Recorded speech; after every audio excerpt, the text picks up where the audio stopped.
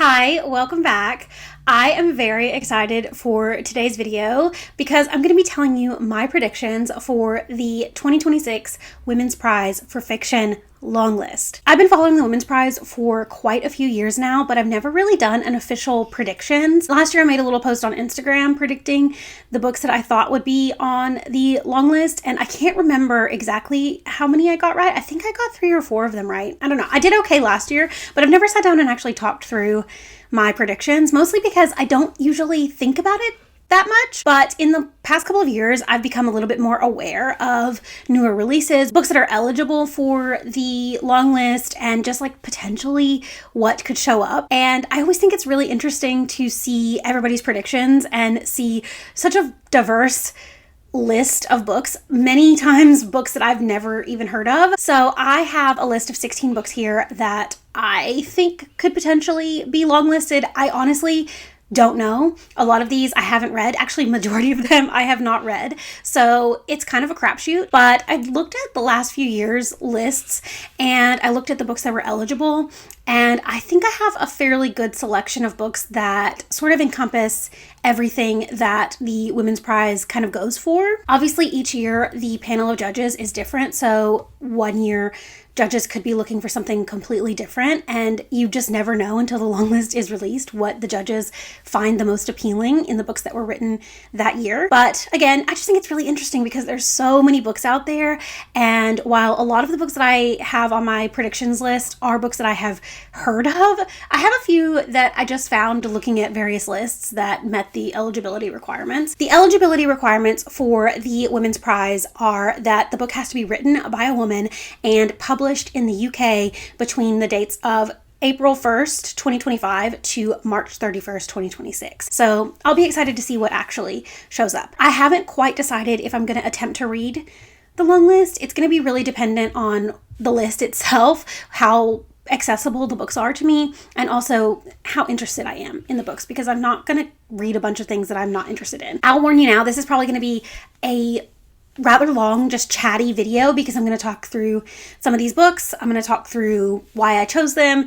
And if that's not your thing, I totally understand. I appreciate you watching to this point. I have split my predictions list up into 5 different categories. This categories method is pretty common, I think, but oftentimes the categories revolve more around themes of the different books. Since I don't really know a ton about some of these books, I have instead categorized them by essentially where I sourced them from. My first category is Booker crossover. Inevitably, every year there are some books that are longlisted or even shortlisted for the Booker Prize that show up on the Women's Prize long list. This was true last year for The Safekeep by Yael van der Wooden, which ended up winning the Women's Prize after being, I believe, shortlisted for the Booker the year before. I personally didn't really like The Safekeep, so I was so bummed, but I felt like that was the obvious frontrunner from the very beginning just because of how popular that book was from the Booker Prize long list. And I think the same is true for my first prediction, which is Audition by Katie Kitamura. This book I have seen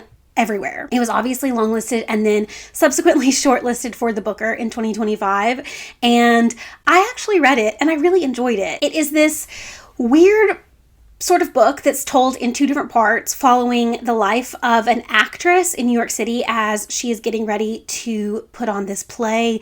At the beginning of the book, she is meeting a man for lunch at a restaurant. The sort of truth and secrets of their relationship come to light over the course of the book. It is doing some very interesting things structurally that I don't want to say too much about because I think that's kind of the magic of the book, is uncovering it as you go. I would honestly be shocked if this wasn't at least on the long list for the Women's Prize because it is a book that I've seen everywhere. The other Booker Prize longlistee that I think has strong potential to show up on the Women's Prize long list is The Loneliness of Sonia and Sunny by Karen Desai. This is a really long sort of family saga story about these 2 people and their ups and downs in a romantic and friendship relationship. It has been getting some really rave reviews and it's really high on my TBR. I honestly probably would have tried to prioritize it a little bit more during Booker season if it wasn't 700 pages. But if it shows up on the Women's Prize long list, then I think that's a sign that I finally need to get around to reading this one. My next category is former longlistees / winners. Publishers are allowed to submit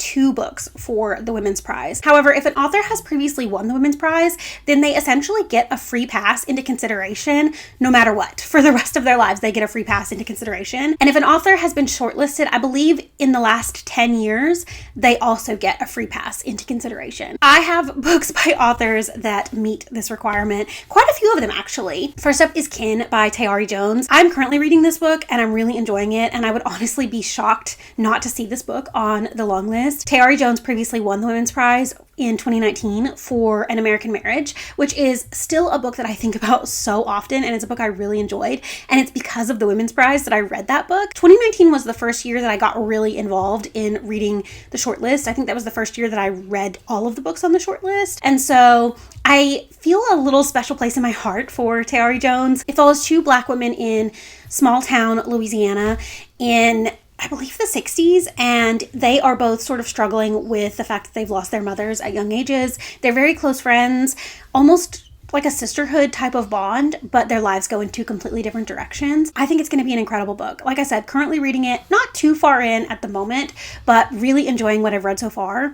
And again, like I said, I'd be shocked if this wasn't on there. Next, I have Cursed Daughters by Oyin Khan Braithwaite. Oyin Khan Braithwaite was shortlisted the same year that An American Marriage won for My Sister the Serial Killer, another book that I read and really enjoyed. I actually don't know too much about Cursed Daughters, but I've been seeing it get some pretty good reviews, so I feel like it has a really strong possibility of showing up on the long list, and I would be really pleasantly surprised to see it there. I also have The Book of Records by Madeline Tien. Madeline Tien was previously shortlisted for Do Not Say We Have Nothing, I believe 2017, 2018. I think she just meets that 10-year shortlist requirement. This is her newest release, and I don't know that she's released anything in between Do Not Say We Have Nothing and The Book of Records. The Book of Records is a little bit more of like a speculative fiction story about a father and daughter who are, I believe, escaping some kind of conflict in their homeland, and they start going through these doors. I don't know a bunch about it. I've read the synopsis.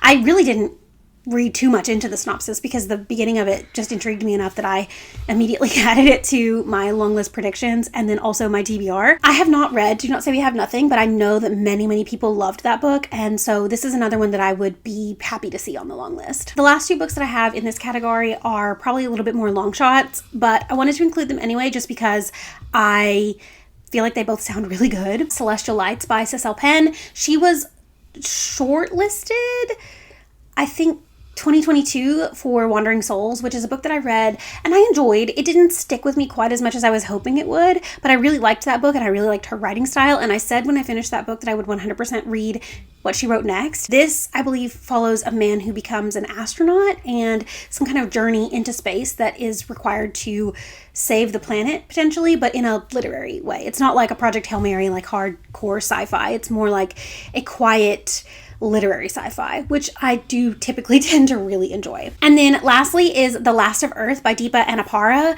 This is one that I really just got put on my radar watching someone else's prediction list, and I don't even know what the synopsis of it is, but it intrigued me enough that I just immediately added it to my predictions. Deepa Anapara was previously longlisted, I believe, in 2020. I don't believe her book made it to the shortlist, but it definitely was on the long list. I haven't read it, but this one just, I don't know, something about the cover of the book and the person whose video I was watching talking about the book just really intrigued me. I believe it's part historical fiction, part present day, and it follows several different characters as their lives kind of intertwine. It's my kind of story, I feel like, so I'm definitely going to be giving that one a go. The next category is commercial successes. These are books that I saw pop up everywhere last year. These were all books that were on a lot of favorites lists when I was doing all of my research for my Reading Booktubers or the Bookish Internet's favorite books of 2025. Something I think the Women's Prize does really well is highlighting books that are maybe a little bit more on the obscure side, but also books that are very commercially successful. The Name is by Florence Knapp. This is another multi-timeline sort of story about a woman who is torn on what to name her newborn son. She could either choose the name she likes, she could use the name that her husband likes, or she could choose the name that her daughter likes. The book is then 3 different timelines of the child with these different names. So what would happen if he was named each of these things at different ages of his life? It just sounds really intriguing. And while it might be a little bit gimmicky, it definitely sounds like it could potentially be something that the Women's Prize would go for. I would be so happy to see this long listed because it would give me a good excuse to finally get around to reading this. So fingers crossed. Next up is The Correspondent by Virginia Evans. I feel like there's always something that's a little bit more on the quiet, subtle side. Last year, Elizabeth Strout was longlisted and shortlisted, and I feel like this is maybe in the same vein as an Elizabeth Strout novel. This is about a group of people who communicate with each other via letters, and I think the book is just their communication over the course of several years, and I think it's just about life. I don't really know a ton about it. I don't think it's a super plot-heavy book, but the idea of the book definitely intrigues me, and I really want to read it, so I really want it to get shortlisted or longlisted. I also have A Guardian and a Thief by Megha Majumdar. This is a book that I saw everywhere on the favorites lists. It was almost a book that I read for that video just because it got mentioned a lot across all the platforms that I was looking at. I don't even know what this book is about. I believe the author has another book that came out a few years ago that was also pretty successful and might have even ended up on the Women's Prize long list. I would be intrigued to read it if it gets longlisted, and I definitely have it on my radar regardless. My last book in this category is Wild Dark Shore by Charlotte McConaughey. I feel like this has potential to be longlisted. It's a near futuristic climate fiction story. Seems pretty timely. That's something else the Women's Prize does really well, is pick books that maybe tackle topics that are very timely with what's going on in the world. I did not care for Wild Dark Shore, despite the fact that I've loved other Charlotte McConaughey books. I ended up DNFing Wild Dark Shore, but I think that it could potentially show up. It is part literary, part mystery, part romance. It has a lot of elements that I think would really draw in a Women's Prize judging panel. So if it shows up, I would not be shocked, but I'm not going to read it because I already DNF'd it and I'm not going to go back to it. My next category is books I've never heard of. These are a couple books that I saw mentioned on some other people's predictions lists, but also that I saw on a couple of lists like on Goodreads and other places that I was doing some research, and they both just seemed really Women's Prize-y. First, I have A Family Matter by Claire Lynch. I believe this is set in two different timelines. The first, we're following a husband and wife who are going through some marital troubles, and then the second timeline, I believe, follows maybe their children as some secrets come to light about the relationship between their parents. I believe it's an Irish novel as well, and I think the Women's Prize does typically tend to pick some Irish fiction. So again, would be super excited to read it if it gets longlisted, but we'll see. The other book in this category, after I heard about it, immediately added to my TBR. I will be reading this. I almost bought it, just outright bought it, because it just sounds so good. And it sounds like one of my favorite books that I read last year, similar premise, and that is Helm by Sarah Hall. This is a multi-generational story following people in various timelines across history, and the thing that connects them is a big gust of wind. It sounds very much like There Are Rivers in the Sky by Elif Shafak, which is still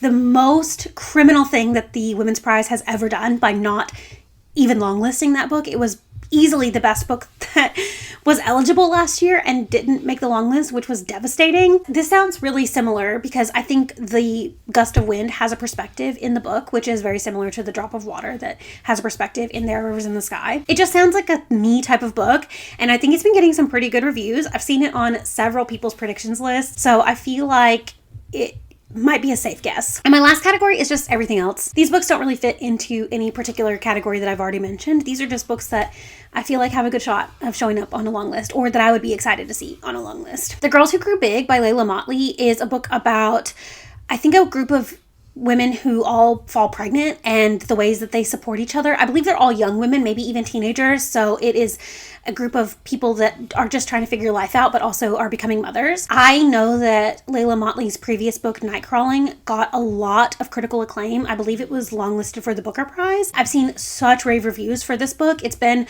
on my radar since I first heard about it. I just didn't get around to reading it last year when it initially released. So I'd be so excited to have an excuse to read it if it gets longlisted this year. If it doesn't get longlisted, I'm still going to read it at some point, but I just like to get to it sooner rather than later. I've also got Underwater by Tara Menon, which is a book that that sort of came on my radar at the beginning of this year when I was watching a bunch of videos and doing a bunch of research about upcoming releases and adding things to my TBR that sounded like they could be good. I don't quite remember the premise of this one. I think it might be a little bit like near futuristic climate fiction-y as well. I think it's going to be good, and I know it's eligible, and I would be happy to see it there.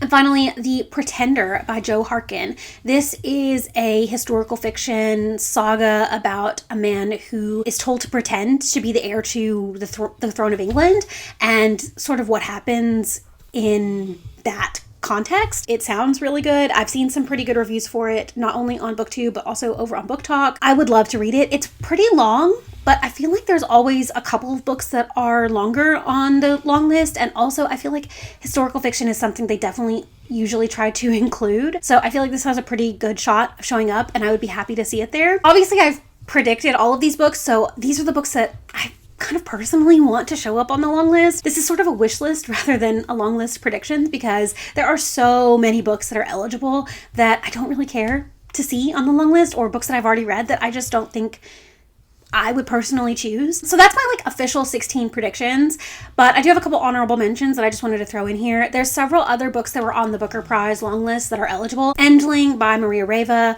I thought it was only okay, so I wouldn't be super jazzed to see it, but I could see why it would show up. Flashlight by Susan Choi, one that I've sort of got on my radar. I would like to read, maybe. And also Love Forms by Claire Adam just feels very much like a Women's Prize book. I wouldn't be mad if any of those books were there, but they're just not my personal choices. Almost Life by Kieran Millwood Hargrave is another one. It's a queer sort of love story between two women who meet randomly on vacation. It seems like it could be sort of a Women's Prize catnipy kind of book. Thirst Trap is another one that I've seen quite a bit lately that I think could have potential. It's about a group of friends. I think one of the friends passes away, and so it's about some other friends trying to sort of grapple with that. And then I think this might be a bit of a stretch. I don't know if this one would ever be considered, but that's Heart the Lover by Lily King. I just read this in January and I really enjoyed it, and it got a lot of buzz. It showed up on a lot of people's favorites lists. It was like the favorite book from the Bookish Internet last year, and so I feel like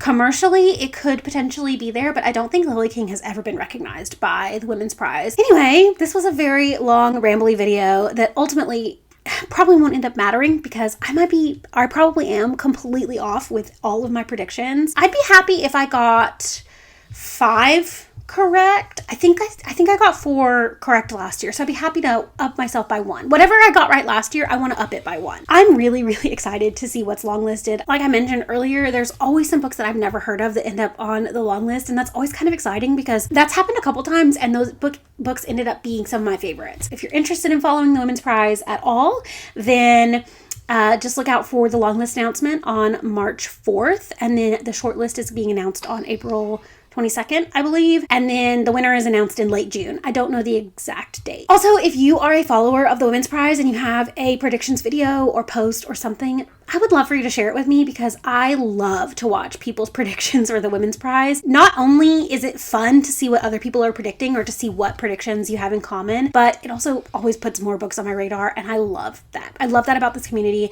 and I just want more. I just want more of it. That's all for today. Thank you so much for watching. If you got this far in the video, I really appreciate you. This was a much more niche subject than I typically tend to post, and also I haven't really posted much lately, so it feels a little bit weird to put this out there when I haven't been very consistent over the last few weeks. Let me know down in the comments if you have some similar predictions to me, or if you've read any of these books and what you thought about them. I'd really love to know. Also, what are you predicting to be on the Women's Prize long list, or what's a book that you are excited to maybe see longlisted or read, or I don't know. Just let me know all the things down in the comments. Thank you so much for watching. I hope you enjoyed this video, and I will see you again very soon.